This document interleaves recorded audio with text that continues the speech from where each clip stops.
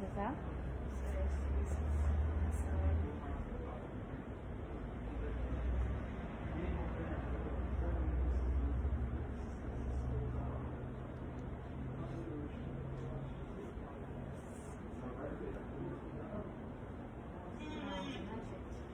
Gente, olha, boa tarde.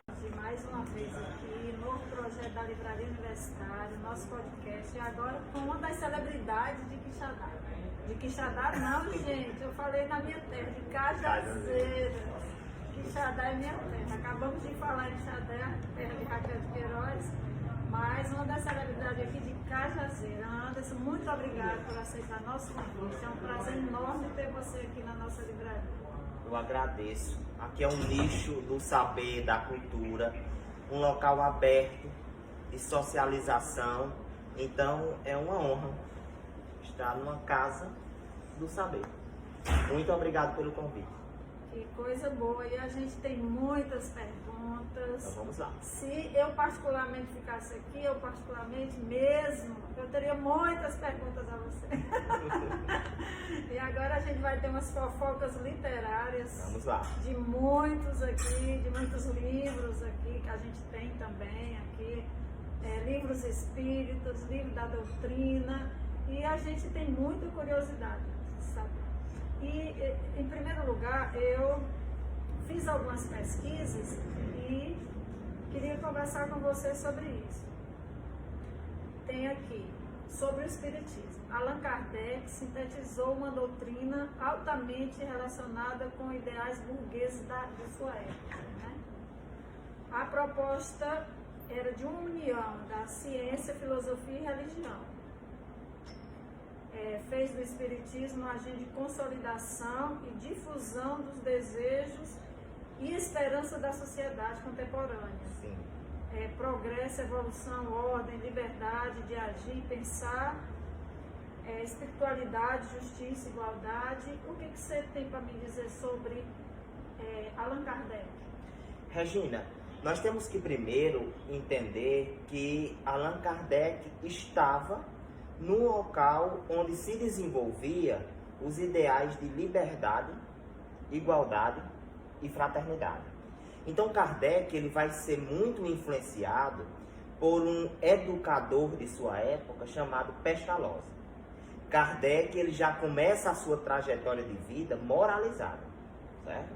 Mas ele era também um homem da ciência. Ele vai beber, e você que gosta dos livros de magia, que gosta dos livros de magnetismo, eu creio que aqui tem muitos, porque eu já vi você postando muitos livros dessa natureza. Kardec vai beber do magnetismo de Franz Anton Mesmer. Mesmer era um médico que acreditava que as energias elas poderiam passar de um corpo a outro, entendeu? E Kardec ele vai ver fenômenos mediúnicos ocorrendo, um fato sui generis na sociedade parisiense, e ele vai pensar: tudo isso que está acontecendo aqui é obra do magnetismo. Eu preciso me aprofundar levando os princípios de Franz Mesmer para explicar esses fenômenos. Só que aí ocorre algo que chama a atenção de Kardec. Ele começa a perceber que os fenômenos espirituais, eles não são fruto do magnetismo tão somente. Por quê?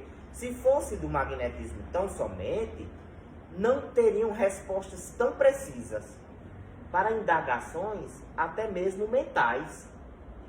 Ele nota que existe uma inteligência por trás daqueles fenômenos.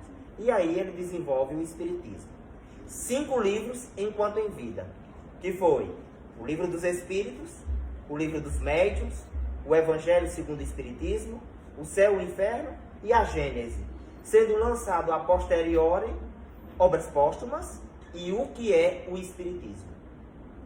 Kardec, ele tem a sua obra literária no Espiritismo baseado nesses fenômenos. Agora, como eu te disse, ele era preparado moralmente e era um pedagogo fenomenal. Ele já tinha produzido mais de 20 obras ensinando assuntos diversos. Anatomia, álgebra, sabe? Gramática. Ou seja, ele era um homem com uma expressividade cognitiva absurda. Um homem à frente de sua época. Era isso. de Allan Kardec é? Olha, eu não sabia de tudo isso, sinceramente. Porque quando a gente mostra assim, Allan Kardec, a gente só pensa nesses livros que você falou, no Espiritismo. E muitas vezes, Anderson, tem uma relação, como é que eu posso chamar?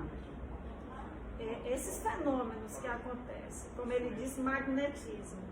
O que é o magnetismo dos fenômenos e o que é realmente a pessoa ver um espírito, uma luz. Me explica o que é esses dois pontos. Entendi, perfeitamente. O magnetismo, ele existe em todo o corpo que se movimenta, inclusive em corpos inertes, em maior ou menor expressividade.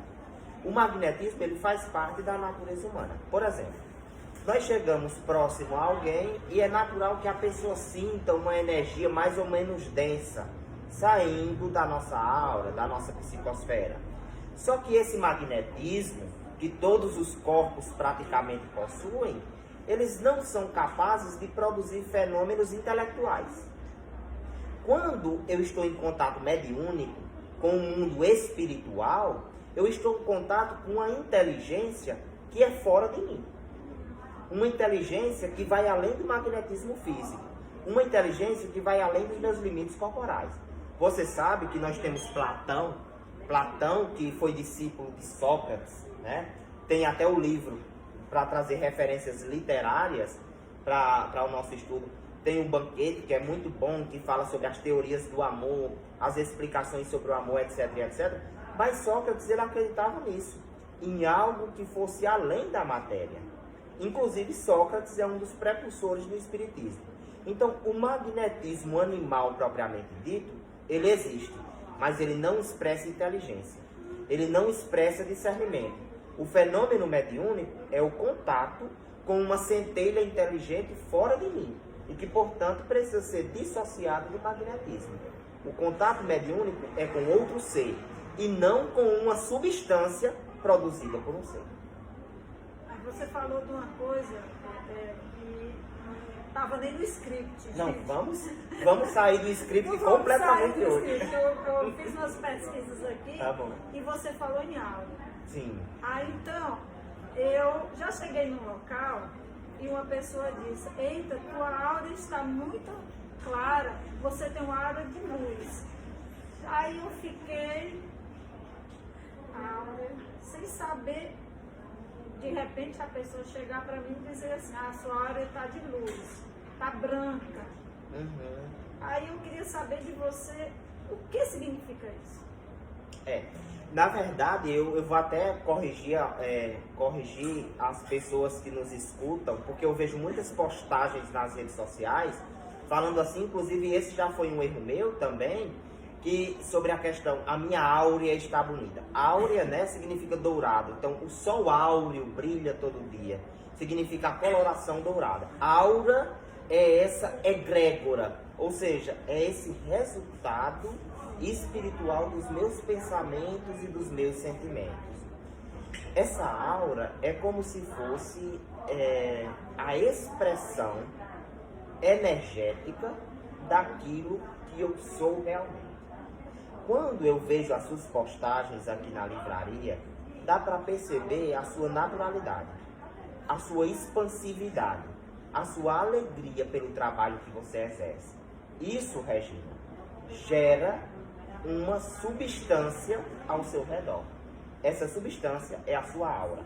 Uma pessoa mais sensível, ela consegue perceber pela sua sensibilidade essa conotação magnética daquilo que Regina é. Então é aura. Aura. E a gente falando áurea é de dourado, né? E acho que a pessoa. E a gente que é leiga assim, claro, assunto, claro. E acha que é essa palavra. Mas você sabe que quem me corrigiu sobre isso foi uma grande professora daqui de Cajazeiras, porque eu também, claro, como todos nós cometíamos o mesmo erro, foi Ilzenete Bandeira, professora da UFCG, acho que você deve ter conhecido, Maria Ilzenete Bandeira, e ela tinha assim uma exigência muito grande, e até hoje eu me lembro dela sempre que eu preciso aplicar um termo correto para uma determinada expressão. Parece que ela está aqui puxando minha orelha. Fale direito, fale correto. Mas é sempre bom, a gente, para coisas boas, para aprendizado, sempre é bom ter um que vá lá, faça assim, para a gente melhorar cada dia. Agora eu queria falar para você, antes de eu mudar de novo de assunto, sobre alguns escritores espíritas. Se você concorda comigo, eu tenho aqui Chico Xavier, né? Zíbia, Vera Lúcia, Mônica de Castro. Esses escritores são o top da doutrina espírita. Eles levam a doutrina para as outras pessoas realmente corretamente, ou você tem alguma coisa, tipo assim, alguma crítica para falar deles? Deixa eu me deter só em um. Ele não quer ser top, ele não quer ser o maior, mas ele é o maior. Francisco Cândido Xavier psicografou mais de 500 obras. Beber da fonte de Chico Xavier, Regina, é beber de uma fonte de luz confiabilíssima. Confiabilíssima, ao meu ver. Inclusive, eu vou entrevistar uma pessoa que conviveu proximamente com ele, que foi Geraldo Lemos Neto, terça-feira no meu Instagram, às 20 horas. E Chico Xavier, Regina, é um espírito de luz, um missionário que veio para iluminar com a sua lavra, com a sua obra, os nossos corações. Ele é o mais confiável, se nós queremos uma referência. Deixa eu me aprofundar um pouco. Com certeza. Poderia? Poderia, com certeza. Regina, a primeira obra publicada por Francisco Cândido Xavier foi um livro chamado Parnaso de Além Túmulo. Eu adoro poesia. Os espíritos me dizem, Rui Cantizani, que é o meu mentor espiritual, diz que em outra vida eu me desviei muito, porque era um literato, poeta no Rio de Janeiro.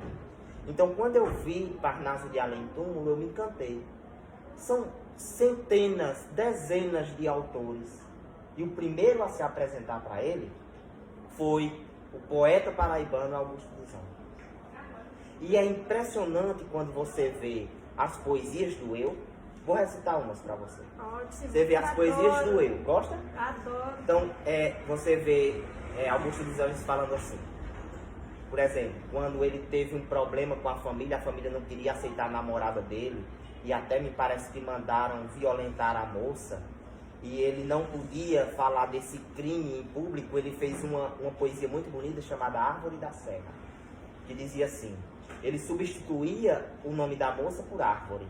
E ele dizia assim, as árvores, meu filho, não têm alma. E esta árvore me serve de empecilho. É preciso cortá-la, pois, meu filho, para que eu tenha uma velhice calma. Meu pai, por que a sua ira não se acalma? Não vê que em tudo tem o mesmo brilho? Deus, pois almas nos cedros e nos junquilhos, esta árvore, meu pai, possui minha alma. E ajoelhou-se numa rogativa. Não mate a árvore, meu pai, para que eu viva. E quando a árvore, olhando a pátria serra, caiu aos golpes do machado bronco, o moço triste se abraçou com o tronco e nunca mais se levantou da terra. É lindo, né? Lindo. Você vê outra clássica de Augusto dos Anjos que nós vamos encontrar lá no Eu, Vandalismo, que é onde ele diz assim: meu coração tem catedrais imensas, templos de priscas e longínquas datas, cujo nume de amor em serenatas canta aleluia virginal das crenças. Na ogiva fúlgida e nas colunatas vertem lustrais de radiações intensas, cintilações de lâmpadas suspensas e as ametistas e os florões e as pratas. Como os velhos templários medievais, entrei um dia nestas catedrais e nestes templos claros e risonhos, e erguendo os gládios e brandindo as hastas, no desespero dos iconoclastas, quebrei a imagem dos meus próprios sonhos. Chico Xavier, lá em Minas Gerais, escuta Augusto dos Anjos na lavoura, recitando essas poesias, em espírito. E aí, quando você pega uma poesia de Chico Xavier, psicografada por Francisco Cândido Xavier, de Augusto dos Anjos, você não consegue diferenciar. É Augusto, aquelas palavras.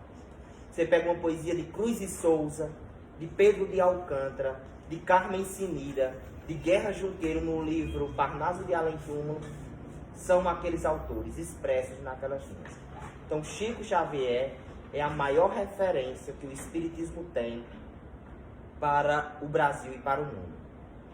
E você me pergunta, e quem não é confiável? Bom, por questões éticas, eu não posso citar nomes. Mas quem não é confiável é aquele que enriquece com a sua obra literária mediúnica. Quem não é confiável é aquele que angaria para si algo que não é dele, mas sim dos espíritos. Se nós pegarmos e fizermos um levantamento de toda a obra literária de Chico Xavier e o modo como ele morreu, nós veremos que nem um centavo foi para o bolso daquele homem. Quem não é confiável é aquele que desvia os seus recursos em benefício próprio. Inclusive, eu tenho uma amiga que morou em Brasília e ela foi visitá-lo com os tios dela, ela morava com os tios, foi visitá-lo, Chico Xavier. Aí ela disse que eles entraram lá, muita gente, aí chegou a vez dele, e o tio dela levou um dinheiro para ele. Aí sabe o que ele disse? Ela hoje ainda está viva, minha amiga de Quixadá. Ela me contou, ele disse assim, olha, pega esse dinheiro, entregue o primeiro pedinte que você encontrar na sua volta. Isso aí você está me dando. Aí ela disse que o tio dela foi e fez isso. E não era só com essa mulher, não. E não só com esse presente, nem só com essa pessoa. Entregaram a ele carros, apartamentos, gravadores.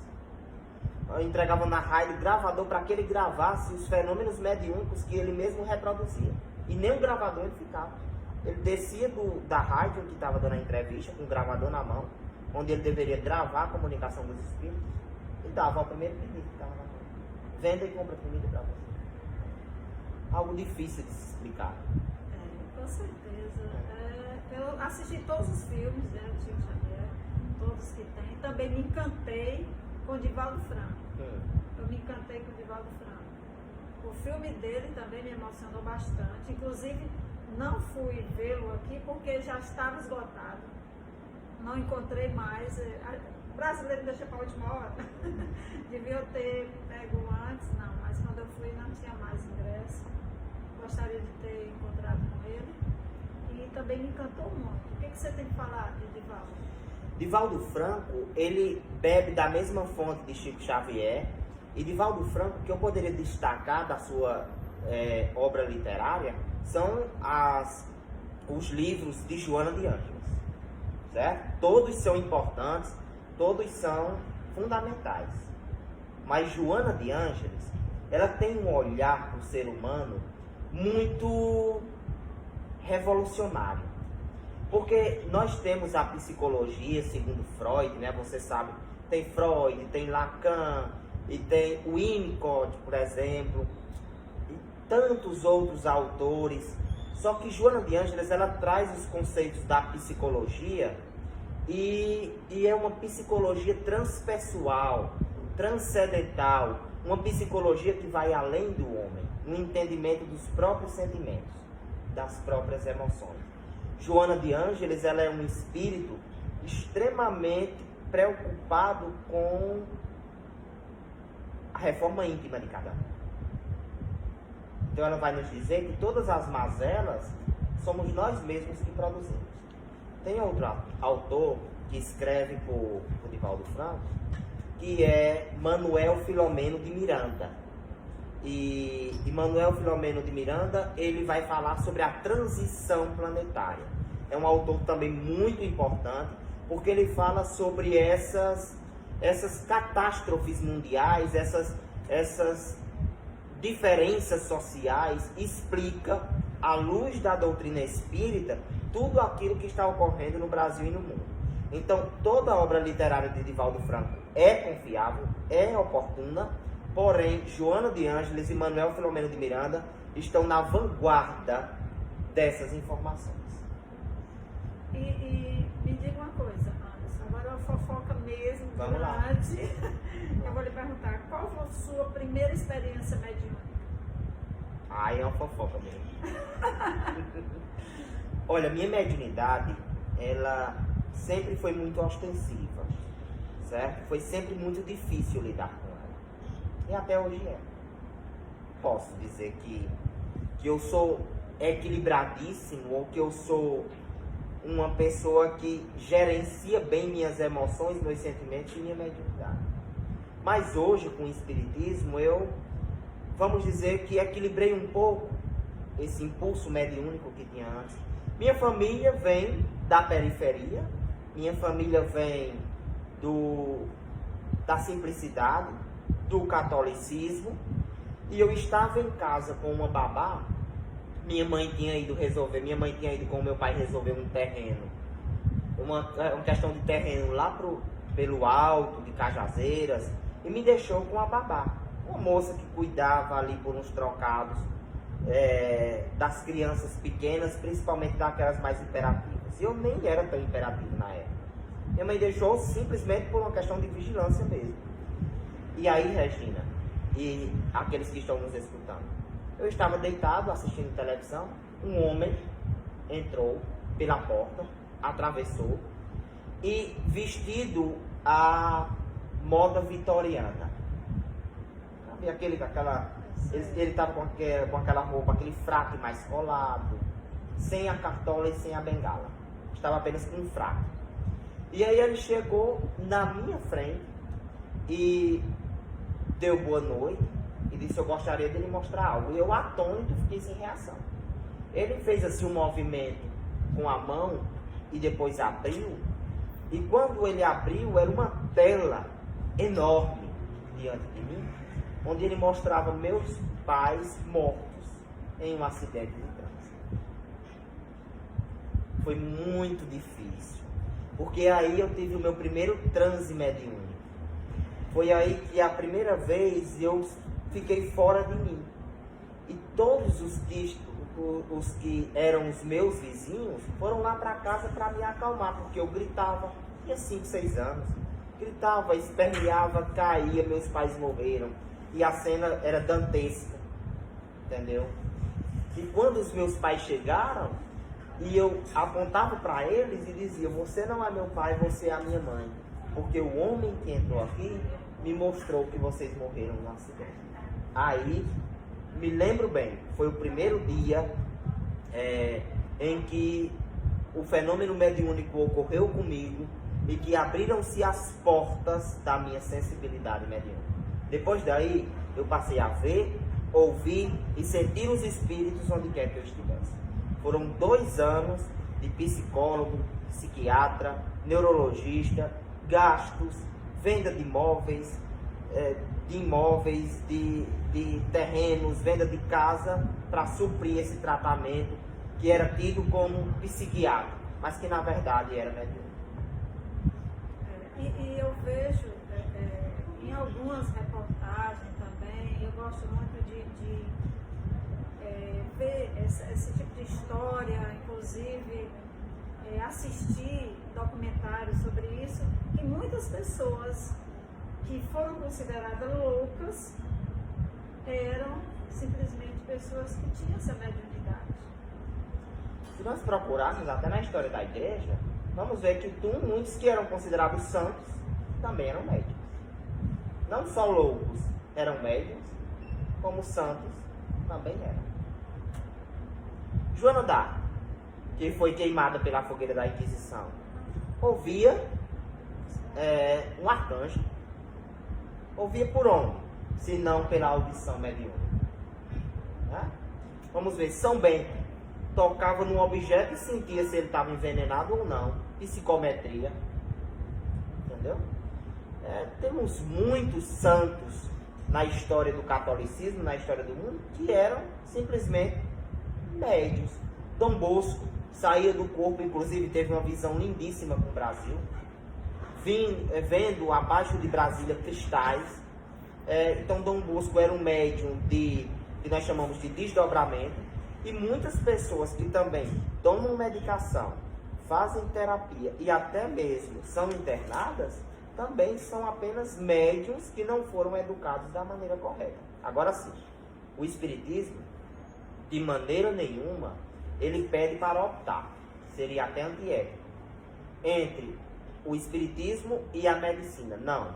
O que nós pedimos, solicitamos, é uma conjugação das forças. Que a medicina e a ciência tornem-se mais espiritualizada e que as explicações empíricas e espirituais tornem-se mais científicas. Uma coisa não anula a outra, Regina. Não é porque eu sou cientista que eu deva ser cético ou ateu. E não é porque sou espiritualizado que eu tenha que ser totalmente voltado para o transcendente, para o utópico. Não é isso. Podemos muito bem conjugar as forças para aumentar a qualidade de vida da população. Então, se a psicologia, a psiquiatria e a neurologia entenderam um pouco do espiritismo e o próprio espiritismo abrir as portas, como já abre, para esta ciência, então nós teremos médiuns tratados como os médiuns e pessoas com transtornos dissociativos de personalidade tratados como pessoas com transtornos dissociativos de personalidade. Cada um de acordo com a sua necessidade. E como é, Anderson, que a pessoa descobre que é médium? O médium, ele é aquele que vê o mundo espiritual, que sente o mundo espiritual, que ouve o mundo espiritual sem quebrar com a realidade. Entendamos mais um pouco.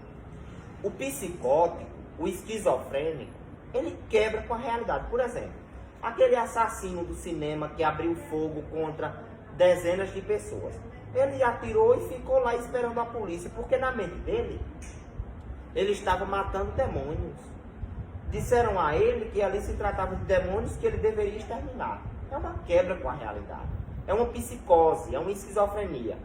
Um médium, ele só entra nessa fase quando ele passa muitos anos sem educar a sua mediunidade. Mas no começo, ele vê o mundo espiritual, ele sente o mundo espiritual, porém a intelectualidade dele é normal.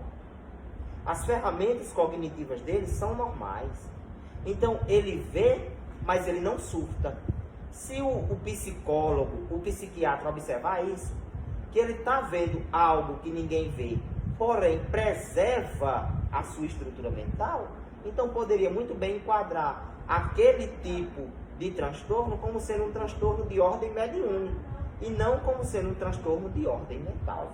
Para saber se você é médium, não é alguém que vem lhe dizer que você é médium, mas sim você que percebe coisas que a grande parte das pessoas não percebe. O que falta na sociedade atual é a orientação, o direcionamento. Certo. Anderson, assim, eu conheci uma pessoa, quando eu morava em Juazeiro, que dizia que a filha estava vendo, tinha amigos imaginários. Tá. Que dizia, mamãe, não senta aí não, que meu amigo está aí. Que ela dizia, não senta aí não, que meu amigo está aí. Na hora de tomar banho, a criança tinha mais ou menos 5 anos. Ah, sai quando vou tomar banho. Você é menina, eu sou menina. Ela dizia a criança. E aconteceu várias vezes, a mãe quase enlouquece. E levou para médico também, essas coisas. Como é esse amigo imaginário? Essa pergunta é interessante. Nós só podemos dizer que esse amigo imaginário é uma identidade espiritual depois que a criança tiver 7 anos de idade. Porque nós vamos ver em obras como Mediunidade na Infância, de Sueli Caldas Schubert, certo? Uma estudiosa do espiritismo aqui no Brasil, que até os 7 anos o espírito da criança está se encaixando ao corpo. Tanto é que você percebe que apenas na adolescência é que nós mostramos quem realmente nós somos. Né? A mãe da gente diz até assim, esse menino era tão bom, essa menina era tão educada, na adolescência parece que viraram a cabeça dessa menina. Não é isso que a gente estuda? É verdade. Então, toda a infância é o processo de acoplamento do espírito em relação ao corpo. Entendeu? E antes dos 7 anos, essa diferença de corpo e espírito, ela é mais presente, ela é mais intensa. O espírito está bem desacoplado das estruturas físicas. É natural que antes dos 7 anos, a criança veja o próprio protetor, veja a avó que desencarnou, veja o amigo do pai que morreu no acidente, veja o espírito que vai passando. São os amigos imaginários. Absolutamente natural. Se seu filho, sua filha estiver vendo coisas, vendo amigos imaginários e tiver com 6, 5 anos, não se assuste. É absolutamente natural por esse deslocamento do espírito em relação ao corpo. Porém, quando chega aos 7 anos, que nós já sabemos, através de Sueli Caldas Schubert, que esse espírito já está totalmente acoplado e mesmo assim ele continua vendo, aí sim precisamos investigar a mediunidade. Eu vi o espírito chegando em minha casa mostrando meus pais mortos com 6 anos de idade. Depois dos 7 anos eu via mais ainda. Não tinha para onde correr, era médium. Não tinha para onde correr e até hoje estou vendo com 33. Eu tenho livros aqui sobre crianças índigo, adultos índicos, criança cristal e adulto cristal. Estudem, venham aqui, conheçam esses livros, porque para nós entendermos as nossas crianças de hoje, precisamos entender os conceitos de crianças índigo e cristal. Você pode explicar uma rápida explicação sobre isso? A partir da década de 70, nós entramos em umas encarnações sucessivas de crianças cristais, que são crianças intelectivamente desenvolvidas, e crianças índigo, que são crianças intelectualmente e moralmente desenvolvidas. Para quê? Para ajudar nesse processo de transição planetária. Que Chico Xavier disse lá no Pinga Fogo, em 1971, que começaria em 2019. Veja, 2019, pandemia, transição planetária. Tudo casou. E essas crianças, elas vêm com um quê a mais, Regina. Vamos ver. Eu dei um celular à minha mãe esta semana. Aí eu disse, mãe, vamos instalar o WhatsApp e o Instagram para a senhora. Mãe acatando milho no WhatsApp. Peraí que eu vou mandar mensagem para sua irmã. Aí manda. O nome da minha irmã é Muriela. Aí M. Aí onde é que está o... Minha filha, Laura, pega o smartphone, pega o celular, bota na galinha pintadinha, bota a música da Frozen, volta para a galinha pintadinha, manda uma mensagem para a mãe. Por quê? São crianças que nasceram com essa, vamos dizer, plasticidade cerebral preparada para a nova era. Crianças índigo e crianças cristais são estas crianças. Não, obrigado. Daqui a pouco eu tomo um cafezinho. Mas você vai tomar? Quer tomar? Não quero tomar. Ah, eu também quero tomar. Vamos provar, você vai provar o nosso cappuccino. Eu vou provar. Provar, quem prova o nosso cappuccino, ó, volta sempre. Fala demais, tem que temperar a garganta, viu? Tem que temperar a garganta. Daqui a pouco o Anderson vai falar mais sobre isso. E também, eu vou logo dizer a você que eu gostaria que você falasse sobre esses fenômenos que podemos ouvir na nossa casa. Barulhos, alguma coisa se mexendo. Eu queria que você falasse um pouquinho sobre esses fenômenos. Perfeito, falarei. Para concluir a questão das crianças índigos e das crianças cristais, vir aqui comprar um livro que trata sobre o assunto, assistir uma palestra de Divaldo Franco que tem no YouTube sobre esse assunto, sobre esse tema, é de fundamental importância para nós entendermos os nossos filhos, as crianças que estamos recebendo em nossa responsabilidade. Com relação aos fenômenos de espíritos batedores ou que provocam fenômenos de transporte, também fazem parte da estrutura da mediunidade, do conceito da mediunidade. Porque a mediunidade ela se divide em duas vertentes, digamos assim, Regina. Mediunidade de efeitos intelectuais, psicografia, que é quando eu escrevo sobre a influência do espírito, psicofonia, que é quando eu falo sobre a influência do espírito, e mediunidade de efeitos físicos. Inclusive, um grande pesquisador estudou a fundo essa mediunidade, que foi Charles Richer, um médico fisiologista, e ele vai dizer que tem alguns médiuns que liberam uma substância chamada plasma. que recebe, quando está fora, um prefixo ecto e, portanto, fica o nome ectoplasma. O espírito, quando pega nesse ectoplasma, ele pode mover um livro desse, ele pode aparecer numa foto, ele pode jogar uma pedra, ele pode, inclusive, exalar um perfume que todos sintam, independente de serem médiums ou não. Então, esses efeitos físicos são explicados por Charles Richer como sendo produto dessa exteriorização energética do médium e de seu ectoplasma, entendeu? E o espírito utiliza-se dessa energia para interagir com a matéria. Basicamente isso. Um fenômeno estudado por mim diariamente.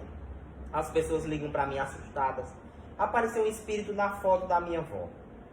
Aí eu vou explicar. Primeiro vamos saber se não foi algum tipo de vírus. Sim, porque ocorre. Algum fenômeno tecnológico. Então, nós também não podemos ser aquele espírita que acredita em tudo sem duvidar de nada. O próprio Kardec já diz. É melhor rejeitar 10 verdades do que aceitar uma mentira. Então não foi um fenômeno explicado pela própria tecnologia, pela própria física, pela própria química ou a natureza. Aí vamos estudar os fenômenos espirituais, certo? E aí eu tranquilizo a pessoa dizendo que é absolutamente possível e que não há do que se amedrontar, porque aquilo ocorre muito mais do que imaginamos. Mais ou menos isso. É verdade. Isso aconteceu comigo. Isso aconteceu na minha casa. Tá, delícia. Isso aconteceu na minha casa. Esse fenômeno aconteceu na minha casa. Pois é. E você se assustou muito? Né? Não, ou estava tranquilo? Estava tranquila, porque eu pensei que era minha vizinha, ela pensou que era eu. Ah. Ela escutava o barulho, eu pensava que era ela. E ela escutava pensando que era Aí quando nós nos encontramos para conversar, ela disse, não, vocês estão muito barulho, eu digo a vocês. Lá em casa eu passo o dia fora, só chego à noite. Aí aconteceu, aí a gente ficou, realmente eu fiquei assim, meu Deus, o que será isso? Aí a gente fica um pouco assustado sobre isso. Pois é. Mas é basicamente isso. O Espiritismo ele tem explicação para grande parte dos fenômenos que nós ainda não encontramos, sabe, abertamente na ciência mais conservadora, naquela que não quer abrir o leque de explicação para outras possibilidades. O Espiritismo vem de maneira complementar explicar esses fenômenos que são desconhecidos ou ignorados.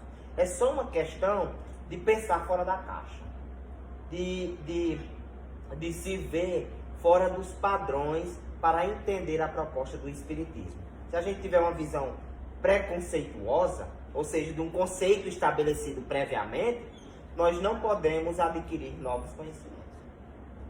O conhecimento se adquire com a curiosidade, com a minha vontade de ir mais além. Se fixar em uma única informação é um tanto quanto limitante para as nossas viagens pelo saber.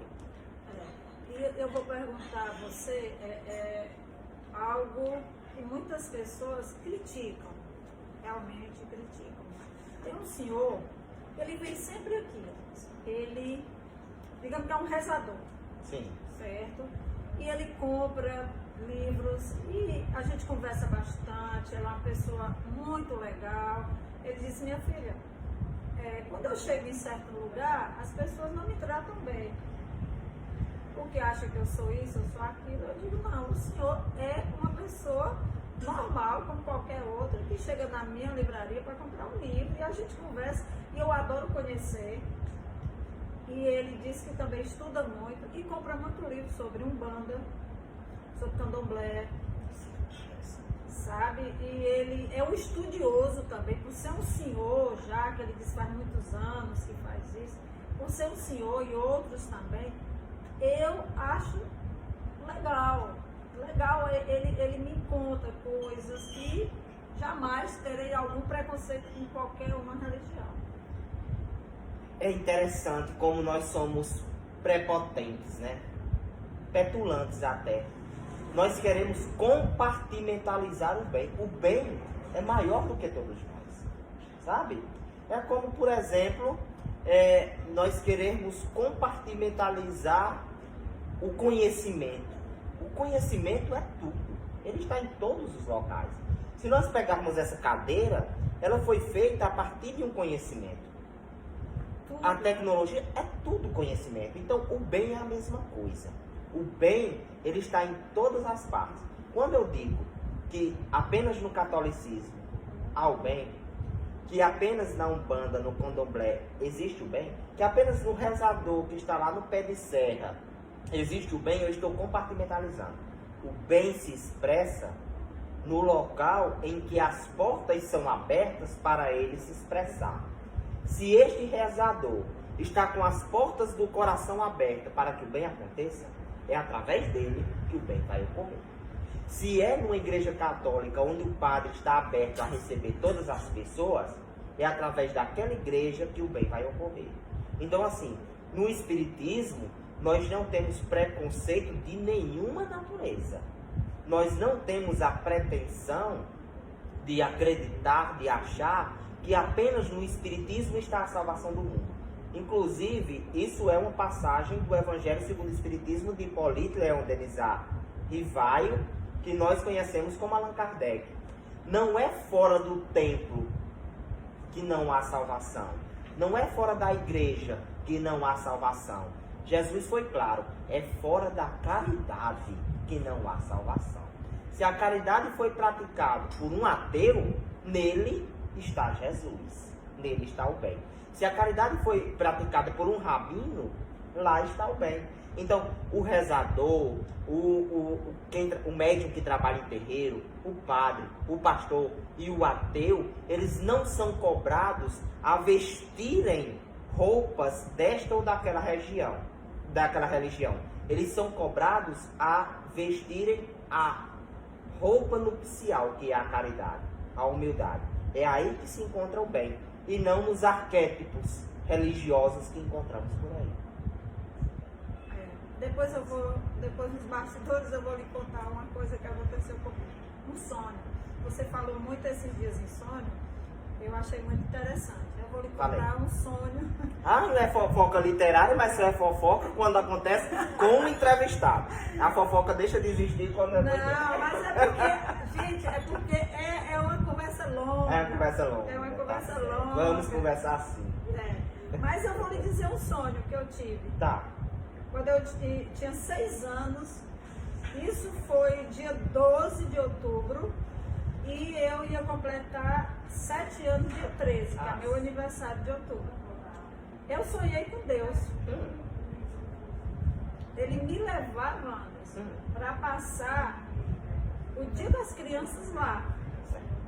Eu passava o dia inteiro brincando. Nunca vou tirar essa imagem da minha cabeça. Vamos interpretar esse sonho? Vamos ver esse sonho. Mas deixa eu lhe contar. Eu brincando com outras crianças, era correndo, era um lugar muito grande. E eu corria, eu brincava, eu suava, eu caía, eu ria, a gente brincava. Chegou uma hora que ele me chama, tá na hora de ir. Você quer ir ou quer ficar? Ele diz desse jeito, você quer ir ou quer ficar? Aí eu olhava para as outras crianças, tudo continuando correndo, e aquele senhor, que eu nunca vou esquecer desse sonho. Inclusive, eu escrevi esse sonho numa redação que eu fiz no vestibular, que antes não tinha, quando eu fiz vestibular, não tinha um texto. Faça sobre isso, não, faça sobre... Era livre. Era tema livre. Exatamente, tema livre. Inclusive, eu fiz esse tema numa redação no meu primeiro vestibular que eu fiz. Olha só, nós temos algumas explicações para os sonhos. Os sonhos são estudados no Livro dos Espíritos, de Allan Kardec também. E nós temos os sonhos como sendo comunicações do inconsciente, segundo Freud. Freud, a partir de 1890, ele vai se dedicar ao estudo do inconsciente, porque ele começa estudando sobre hipnose, em 1880. A partir de 90, ele começa a estudar sobre o inconsciente e as maneiras de acessá-lo. E o sonho é um deles, é uma destas maneiras de acessar, né? uma delas. E muito se acredita, principalmente pela psicologia, que o sonho é puramente uma manifestação do nosso inconsciente, do nosso subconsciente.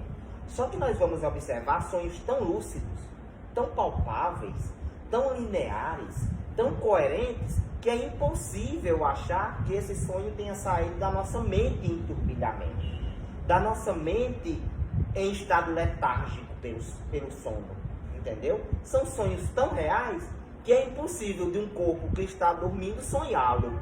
Então o Espiritismo, ele vem com essa explicação, que nós podemos sair do corpo, inclusive era uma crença egípcia, que eu adoro também a história do Egito, era uma crença egípcia, chamava-se de sonho astral, ou sono astral, ou viagem astral, né? E nós podemos sair do corpo e podemos interagir com o mundo espiritual. Veja esse sonho, por exemplo, como eu consigo facilmente identificar as motivações dele. Eu falei para você, num determinado momento de nossa entrevista, que aos 7 anos de idade o espírito acopla realmente ao corpo. Nós podemos dizer que a encarnação está concluída aos 7 anos de idade. Você, um dia antes de completar os 7 anos, é chamado para uma grande brincadeira no plano espiritual. E lá um espírito de elevação moral, né? Talvez o seu protetor, que você acredita na sua inocência infantil, se tratar de Deus, diz assim, dizer que era Deus. Diz assim, e aí? Sua encarnação vai se completar. O que é que você decide? Você quer ir realmente tomar conta das suas responsabilidades? Ou você quer continuar aqui conosco nesse estado infantil que não vai lhe causar grandes progressos? Mas sabe o que eu disse? Aí eu fiquei, eu pensava e disse, eu tenho que ir, mamãe vai chorar. Claro, Se eu não for, mamãe vai chorar. Você estava imbuída da nova responsabilidade. Sabe mais ou menos quando você está com uma criança numa festinha da escola? Olha só, você está com uma criança numa festinha da escola, aí a criança está no pula-pula, está brincando, está se divertindo. E aí, mamãe vai para casa, papai vai para casa. Você quer ir com o papai ou você quer ficar aqui brincando na escola? É claro que a criança está gostando daquela brincadeira, mas ela quer ir para suas responsabilidades junto à família.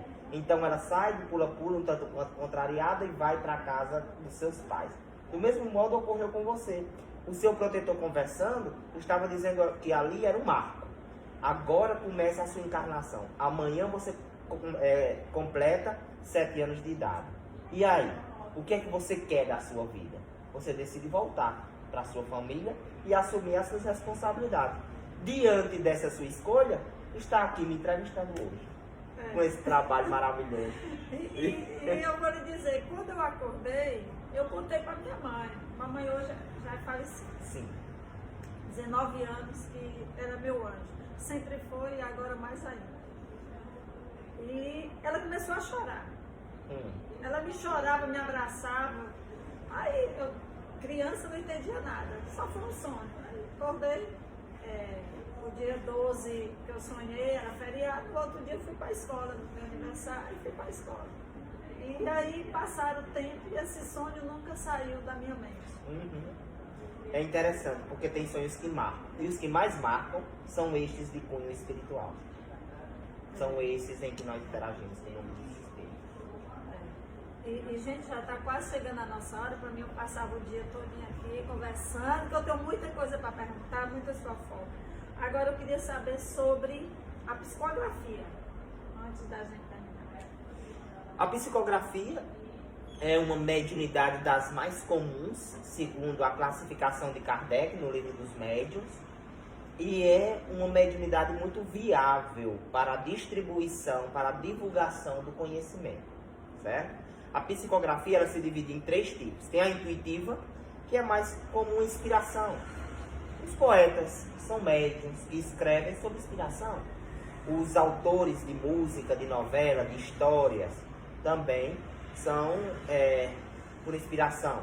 Eu adoro um autor que era espírita contemporâneo de Kardec. Eu tenho certeza que você tem livros dele aqui, que é Arthur Conan Doyle, que escreveu Sherlock Holmes. Pelo amor de Deus, eu adoro Sherlock Holmes. E tem outro também, gente, que é espírita Vitor Hugo também. Vitor Hugo, exatamente. Eu adoro esses autores. Então, tem essa psicografia que é intuitiva, que é inspirativa. Tem a psicografia semimecânica. O médium está consciente, mas ele não controla o fluxo do próprio braço. E tem a psicografia mecânica. Nesse caso, o médium apaga. ele fica inconsciente e as suas mãos falam por si só, sob o comando do espírito. Pois bem, a mediunidade de psicografia também pode servir para cartas públicas, para cartas a familiares, trabalho este que Chico Xavier realizava, que eu realizei durante 2 anos e meio nos Sirineus, recebemos mais de 600 cartas, só que é sempre necessário ter cautela em relação às mensagens psicografadas. Todas elas devem ser recebidas em casas espíritas sérias e devem ser objeto de análise, porque nós não podemos nem precisamos passar por fraudes, certo? Os estilos eles devem ser comparados, as cartas elas devem ser analisadas para que a gente possa ter uma consolação segura. Chico Xavier foi estudado por diversas instituições e todas elas atestaram a honestidade de sua psicografia, certo? A veracidade de sua produção. Então eu sou dessa ideia de que toda mensagem psicografada deve ser analisada para uma consolação segura de todas as cartas. Certo, eu vou fazer uma pergunta a você, Anderson. O que você acha quando a pessoa diz assim, morreu, acabou? Visão limitada. Visão bloqueada. É muito fácil. É só nós pegarmos as referências astronômicas que nós temos ao redor da Terra. Por exemplo, quantas terras cabem no Sol? O Sol é uma partícula que se assemelha a um grão de areia quando se compara às galáxias. Nós temos cerca de 200 bilhões de galáxias no universo. Galáxias essas, em que para algumas delas, se nós fôssemos viajar, demoraríamos 1 milhão de anos-luz para chegar até lá. Ou seja, viajando a uma velocidade de 360 mil quilômetros por segundo, demoraríamos 1 milhão de anos para chegar até ela. Quem criou tudo isso? O homem? O acaso? A substância que foi produzida no Big Bang? E o que ocorria antes do Big Bang? Então, nós só podemos acreditar que toda essa criação vem daquilo que é resposta da primeira pergunta do Livro dos Espíritos. Daquilo porque nós não sabemos o que ele é. Como dizia Santo Agostinho, nós não entendemos Deus ainda. Que é a inteligência suprema, causa primária de todas as coisas. Muito bem. Agora a gente finalizar, gente, aqui. Eu falo muito, né? Eu também. E eu adoro ouvir, adoro conhecer coisas novas, adoro tirar algumas dúvidas. Como eu disse a você, adoro documentários. Porque documentários para mim é um enriquecimento meu sobre guerra, ou sobre espiritismo, ou sobre qualquer documentário, para mim é fantástico. E a gente conhece, logicamente ninguém conhece tudo, mas ali a gente vai aprendendo aqui, aprendendo acolá e fazendo as nossas críticas, né? O que a gente vai gostar ou não, isso é que é importante. Tipo assim, muita gente fala muito sem conhecer. Sim. Para você falar, até criticar uma crítica mais, digamos, destrutiva, você conheça primeiro. Sim. Você tem que conhecer para falar. É algo que Leandro Carnal falou uma vez, que eu também nunca esqueci. Até para eu sou ateu, ele disse. Mas para eu ser ateu, eu tive que conhecer a Bíblia. Sim.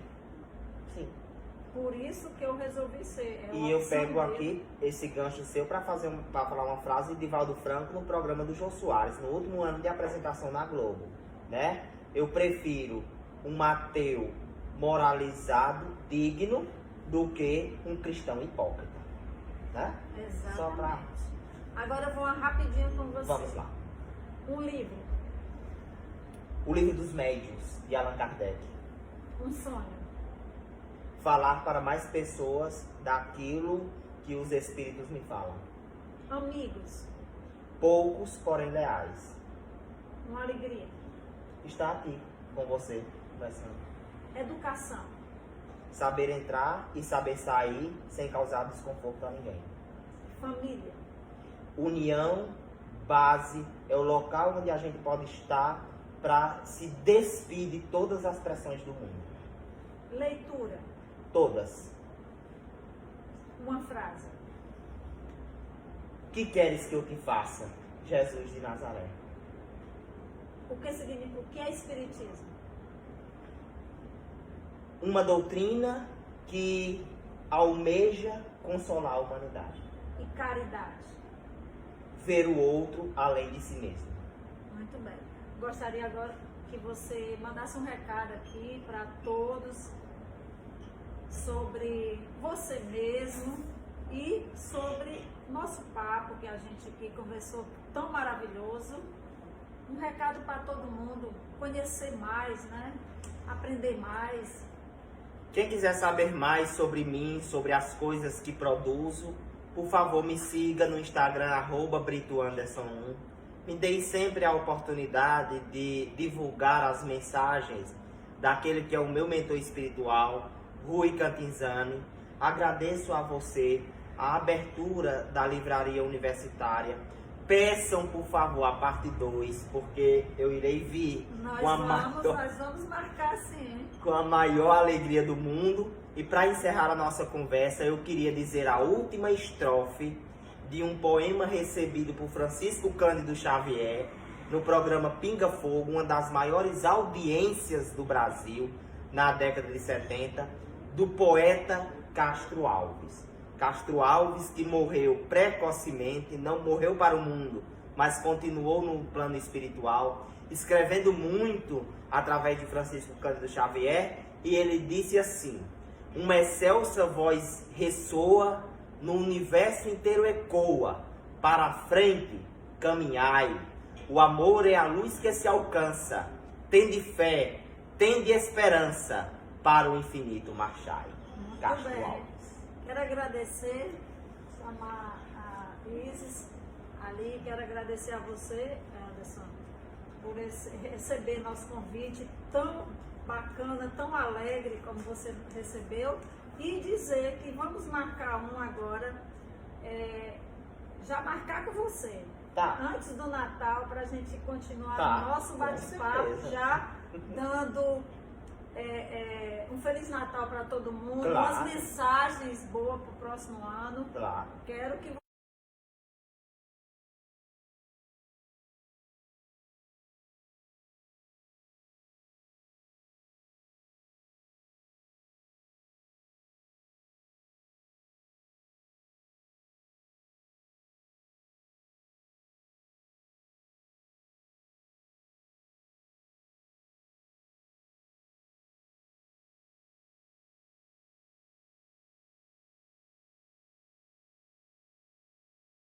tive